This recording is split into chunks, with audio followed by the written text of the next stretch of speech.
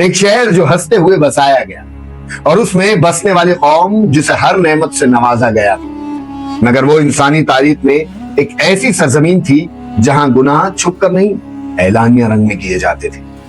اس قوم کا جرم اتنا انوکھا تھا کہ اس جیسا عمل انسانی یادداشت میں کبھی درج ہی نہیں ہوا تھا۔ اللہ کو ان کا راستہ پسند نہ آیا اور پھر اللہ کا فیصلہ ہوا۔ تو کیا فیصلہ تھا؟ پل بھر میں اس پوری قوم کو بستی سمیت الٹ دیا گیا، جو قیامت تک عبرت بن کر رہ گیا ہے۔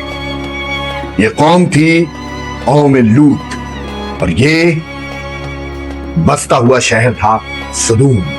آج کے اردن اور فلسطین کے درمیان دو مشہور شہر واقع تھے، سدوم اور عمورہ۔